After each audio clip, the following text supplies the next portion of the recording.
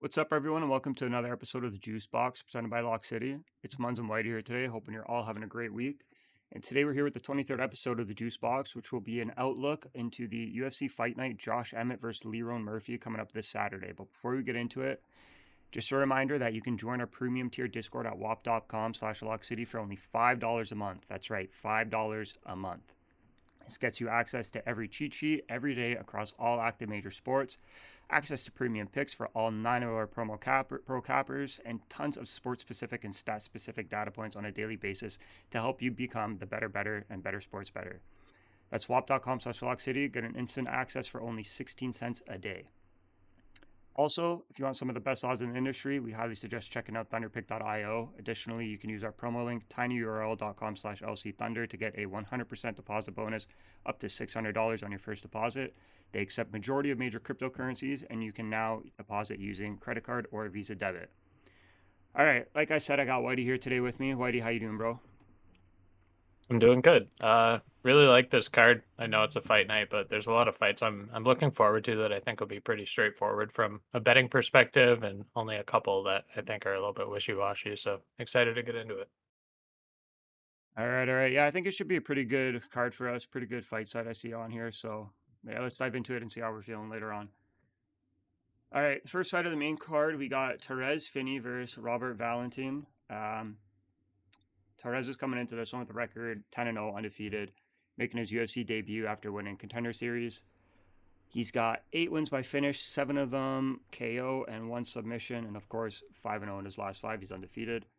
Robert Valentin is coming into this one with a record of 11-4-0 with 1 no contest. He is 0-1 in the UFC, I believe, after joining in August 2024. The guy's got 9 finishes, 3 RKOs, 6 submissions, while being 3-1-0 with 1 no contest in his last 5. He's coming off a TKO loss as well. Torrez is coming into this one as a heavy favorite. That's what I see so far. Yeah, interested to see who you'll be taking. Yeah, Torres around a 260-ish. I don't know. Valentin I had at plus 200 here. This first fight, it had me stuck for a little while. And I think that the way people pick it ultimately is going to come down to how you see the fight playing out. So I think Torrez Finney, his method of victory here, probably the only way that he wins, if he doesn't win early, is probably going to be to grapple and hold Valentin down to stack up some control time and win the fight by decision. I think he could also win with an early ground and pound if he just completely outmuscles Valentin down easily and just knocks him out. But for Valentin, I think he has a couple of ways to victory as well, and probably more. So if you look at Torrez Finney, obviously he's an absolute unit. He's 5'8" and 180 pounds. He looks like he probably could have played running back or something at a D1 school. His physique is thick. I don't think he's going to have the endurance to go a full 15 minutes. So if he goes out there and he's not much stronger than Valentin on the takedown attempts, I don't think he's going to look good for 15 minutes here. So I think since Valentin, he's coming off that loss to Ryan Loder on Ultimate Fighter, where he didn't look great on the ground. So I think he's getting snubbed a little bit here, but he's not that bad at grappling. His takedown defense is pretty solid. He's 6'2", so he's got like 6 inches of height on Finney. Obviously, he's got a little bit of a reach with that as well. So given the fact that I can get 3 times my money on Valentin at plus 200 for a fight where I think he has more ways to win, I think it's probably like a 55-40 fight and 55-45 fight, sorry, in favor of Valentin. I'm going to go with Valentin here on the money line at plus 200. Okay. All right. You hold some very good points there. Robert does have a lot of ways to win this fight, and if it does go to decision, I can't see Torrez Finney lasting that long. He'll definitely gas out. Like you said, he's a thick boy. Guy's a fucking refrigerator. But I think he gets the knockout here. I think he's gonna come in and make a little statement with this one. That's what I'm sitting with on this. Alrighty, we'll see how it goes. I don't know. He is 10-0. I mean, he could very well stay undefeated, and Uh, he's a freak of a human being. yeah, but like you make good points there on Robert, and like they say, the O's got to go at some point. So it could be Saturday night with that, but I think he stays strong and gets a knockout here. Yeah, well, it's tough for Valentin coming off a ground and pound loss. Like that exact same thing could happen here with Torrez Finney. So, Yeah, I mean, if he has a little bit of fight PTSD coming out of that, and he just gets completely outmuscled here, then I mean, Torrez Finney could just take it in round one via ground and yeah, pound. I would yeah. not And be overly surprised by that. I think it's close. I think it's like 55-45. definitely close, but you know how I feel about taking guys when they are coming off a fucking knockout, especially a ground and pound like that. So I'm sticking with Torres. Yeah, fair. All right, next up we got Brad Tavares and Gerald Meerschaert. Brad Tavares is coming into this one with a record of 20-11-0. He's 15-10 in the UFC. He's coming off two rough losses. He's 1-4 in his last five fights. He's a veteran. He's a veteran in this promotion. Seems like he's on a bit of a decline after facing some of the bigger names in the promotion. He's only got 7 finishes, 5 KO, TKOs, and 2 submissions. He's going up against Gerald Meerschaert, who's coming into this one with a record of 37-18-0, 12-10-0 in the UFC. He's also coming into this one off a tough loss, although he's 2-3 in his last five fights. He's got 6 KO, TKOs, and 29 submission wins. 29 submission wins. Yeah,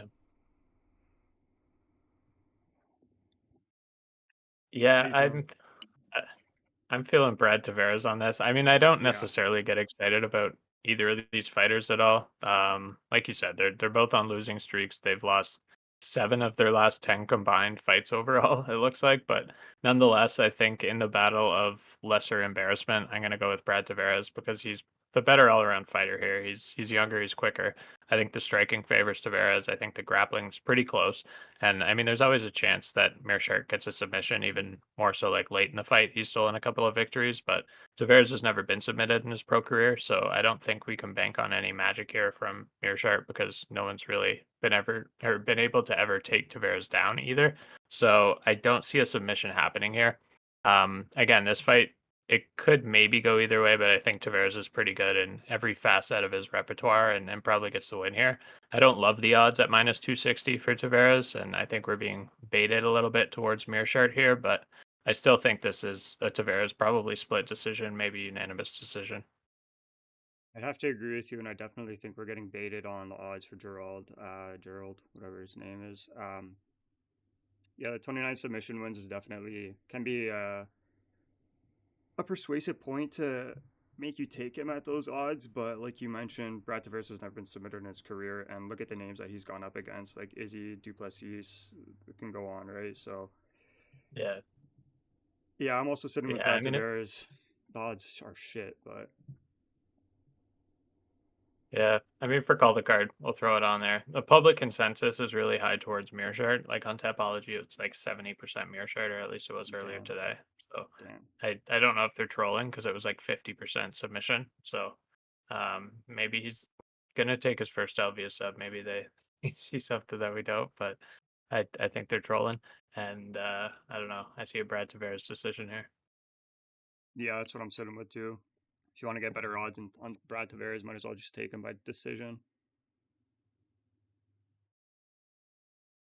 All right, next up, we got Kennedy. I'm gonna butcher his last name. Kennedy, Nzechukwu, and Martin Buday.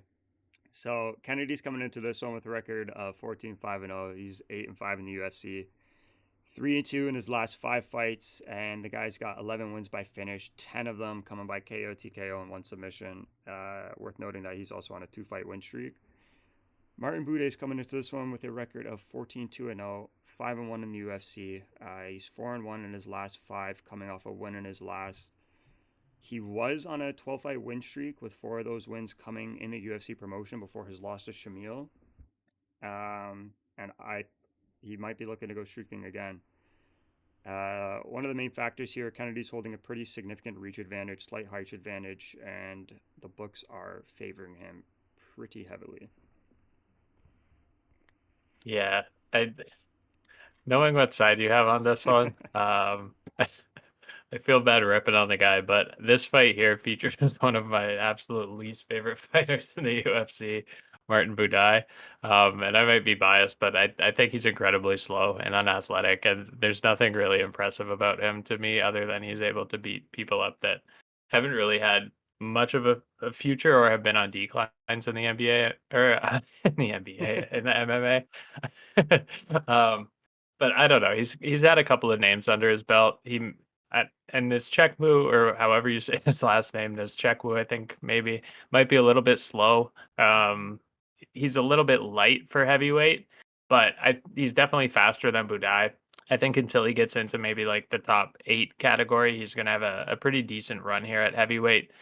His ranking at 15, I don't think does him much justice. This one's going to be, I think, in his Nzechukwu knockout, whether that happens in the first round or the second round. And I got a money line on call the card at -350, but I think the best bet here is probably him by knockout at +155, even though I know you disagree with that. By knockout, eh? Yeah, I don't know. Maybe his slowness might play into the favor. I think if he can handle the reach advantage, it might play into his favor. I don't think we're gonna see a knockout. I think we see Martin take this one.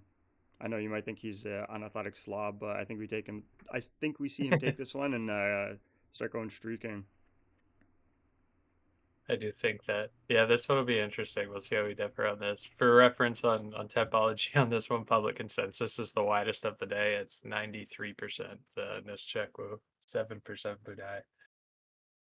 But Yeah, something I'm just doesn't ready sit to be right with me shocked. there. Something just doesn't sit right with Right, me on that. Definitely getting trolled on that. You're getting baited, buddy. right. Here By comes the knockout. Slovakian. By knockout. All right, we got Cortavious, Romious, and Lee Chang Ho. Cortavious is coming into this one with a record of 9-3-0. He's 0-1 in the UFC. 2-3 in his last 5 fights, with 7 wins by finish, 2 KO, TKOs, and 5 submissions. He is coming into this one off a loss, though, in his most recent fight. Lee is coming into this one with a record of 10-1-0. He's 1-0 in the UFC, 4-1 in his last 5 fights, and he is on a 4-fight win streak with 6 of his wins coming by finish, 5 KO, TKO, and 1 submission. Looking into the tail of the tape here, Lee holds a slight reach advantage and a pretty decent height advantage over Cortavious, I believe is how it was. It could be reverse on that, but I believe that's how it is. I think Cortavious is going to be Yeah. looking to take this one to the ground. I think that's probably his best bet in this one. And looking at his finishes, most of them come by submission. Yeah, I think we most likely see him take him to the ground and try and finish this by submission if we don't see it go to decision. Yeah, this is another one that actually both times here we're in the strong minority for public consensus. It's 14% for Romious, but I agree with you. But I think this one is probably pretty close to a coin flip. I understand people that pick both sides of this fight, but I don't think Chang Ho Lee has much power behind his strikes. I think he's a pretty overrated 10-1 fighter. He's beat up on some pretty shitty competition in Road to UFC, I think it was. And Chung Ho Lee's only method really to victory here is wrestling Romious for 3 rounds and again trying to stack up control time. I think Romious is pretty talented in his own right. By no means are either of these guys anywhere near the top of the division or anything like that. But I think Romious out grappled Bolanos in his last fight. If he didn't get outstruck so badly, he probably could have won 4 out of his last 5 had he won that fight. He ended up losing, I think it was a split decision or a unanimous decision, but he got outstruck badly either way. He could have been winning 4 out of his last 5 coming into this, and then I think we're talking about this in a different light. So I'm taking Cortavious Romious here, money line +112. I think that's actually probably one of our best bets of the day. Yeah, I mean, the odds are pretty decently close. He's +112, and for that to be such a minority pick on Topology, what is it? You said 14% on Cortavious. Yeah. That's pretty crazy to me. Yeah, I think we definitely see Cortavious win and pull off this upset, as you could call it, according to the odds, and with a high possibility of it being a submission win, putting an end to this guy's 4-fight win streak. So we're both on the same one right there. Yeah, I like it. I don't see Chung Ho Lee winning this fight. I know a lot of people do, but I don't know. I'm giving it to Cortavious Romious. I really like this pick. Yeah, me too. Me too. I'd have to agree with you on that. All right, next up, we got Pat Sabbatini and Joanderson Brito. Pat's coming into this one with a record of 19-5-0. He's 6-22. Or, whoa, sorry. 6 and. I have that so wrong. I don't even know what he is in the UFC. Let's continue on here. He is 3-2 in his last 5 and was on a 6-fight win streak before the first of those last 5. He has 14 wins by finish, 2 by KO, TKO, and 12 by submission. Joe Anderson's coming into this one with a record of 17-4-1. He's 5-2 in the UFC. 4-1 in his last 5 fights, coming off a loss, but he was on a 5-fight win streak before that. He's got 15 wins by finish, 8 by KO, TKO, and 7 by submission. This one's pretty straightforward to me. I'm sitting with Joanderson Brito on this. Looking at the tail of the tape, he holds the reach advantage. Their height is the same, and although I do believe that Pat will put up a good fight, it's just going way more into the direction of Joanderson Brito. 100%. I agree. Like you said, I think it'll be a good fight. Probably one of the more exciting ones from a fan perspective on Saturday night, and I'm really looking forward to it. Hopefully a finish, but like you said, I think Sabbatini, he'll put up a good fight. Joanderson Brito, he's coming off a controversial split decision loss and was 1 round from one judge on the scorecards away from being flawless essentially in his last 5 fights. He's really good on the feet. He's crisp. He has good combinations. He should absolutely piece up Pat Sabatini when they are standing. When this fight inevitably hits the ground, I think it could be obviously a little bit more balanced. I think Brito knows he's got glaring advantages though in the striking, and he's probably not going to get tied up for too long with Sabatini. I think I want to keep this fight standing up as much as possible. So I'm going to take Brito on the money line here, minus 250. I really think he could get a KO. I think there's such a glaring difference with striking that he's just going to be able to punish Pat Sabatini on the feet. I like KO plus 130. I think that's another really, really good prop next to Cortavious. Romious, one of the stronger ones here that you can get for near even money. Yeah, I'd have to agree. Definitely a good bet right there. I'm actually kind of looking into the submission for Joe Anderson now. He might actually try and make a statement here. Like he's got 7 submission wins already. And looking at Pat with 12 submission, by the way, he's 6-2 in the UFC. Sorry for that slip up earlier, but looking at his 12 submissions, like Joe Anderson might look to beat him up on the feet, like you said, and then maybe pull him to the ground and get the submission and be like, hey guys, look what I did. Look what I just did. You know what I mean? But Yep. the knockout is definitely a very, very good pickup. Plus 130, I believe you said. Yeah, and I could see like if Pat Sabatini keeps him tied up, like if he's unable to get the fight standing, submission is definitely not out of the question. I could see him choking him out maybe second or third round if he gets frustrated there and he's not able to keep the fight standing up. And Pat Sabatini either is taking him down or they're getting tied up there against the fence and the fight ends up going to the ground. I could see a submission here as well for sure. Yeah, the double chance for Brito KO or submission is minus 120, which isn't bad as well. But if you want to play it a bit more riskier and go for the straight method of victory by knockout plus 130, also a very good pick. Also a very, very good pick. Yeah, if you're getting sub in there for almost the same amount, I would say double chance it at minus 120. I really Yeah, like that. That's a good eye. yeah, it's not bad at all. It's very not bad at all. All right, the main event of the fight night, what we've all been waiting for. It's time. Josh Emmett versus Lerone Murphy. Josh Emmett's coming into this one with a record of 19-4-0. He's 10-4 in the UFC. His last fight was a KO victory that sent Bryce Mitchell to the absolute shadow realm that actually had all of us pretty concerned for his well-being. He's pretty messed up now, as we can see. But that was back in 2023. He hasn't fought since then. He's got 9 finishes, 7 by KO, TKO, 2 by submission. He's 3-2 in his last 5 fights, and he says, bet the house on him. Lerone Murphy's coming into this one with a record of 15-0-1, being 7-0-1 in the UFC. Obviously 5-0 in his last 5 fights, and has 7 finishes all by KO, TKO.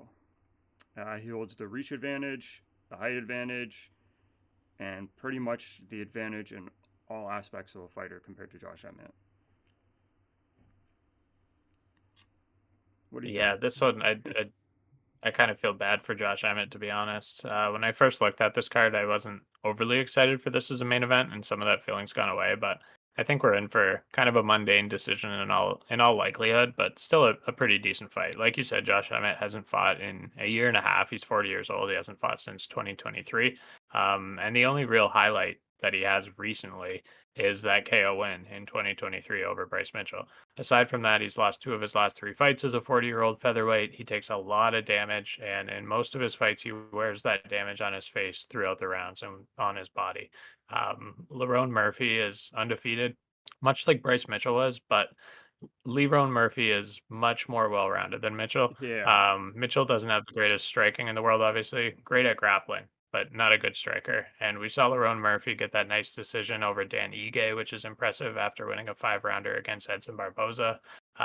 I think he wins another decision here as well if he can't put Emmett away later in the fight. He's got a 4-inch reach advantage, like you said. He should be able to keep the fight in his range and avoid any big overhand punches that Emmett likes to swing. Sorry. I think he's able to carefully pick his shots here, Lerone Murphy, and throughout the fight, probably land damage on Josh Emmett. And again, if he doesn't get a late knockout, I think this one's going to go decision for Lerone Murphy. I don't really like the money line at -340, but I think Lerone Murphy decision at +100 is not a horrible look. Yeah. Yeah, I'd have to agree with you, man. It's Lerone all day. So Josh Emmett has only been knocked out once in his career. Yeah, he's durable. Yeah, he's very durable, but he's also going up someone who's 7 years younger than him. Yeah, and he's 40, Josh Emmett. I'm considering.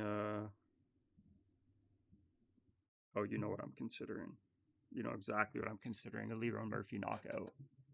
+290. Yep. Yeah, it's Yeah, we might. tough. I mean, Josh Emmett went. Go ahead. No, you go. I was just gonna say went the distance with Ilya, so that's the only thing that makes me anxious about the knockout. Yeah, I saw that too. I saw that as well. But the guy hasn't fought since 2023, man. I think that's going to tax on him. I think if you Yeah. want to play it risky like me, definitely Lerone straight up on call the card. Obviously, odds are shit, but obviously we're gonna take that. If you want to play a little bit more riskier, like I'm going to, I think I'm gonna take Lerone by knockout. I like it. Yeah. Spicy. Yep. All right, we got a couple that we differ on, eh? Yeah, I think 2 that we differ on, and then our 2 best bets that we identified for the card are going to be Cortavious Romious money line at +112. We're going to go against the 93% public consensus, Yep. and Joanderson Brito to win by TKO or sub double chance at -120.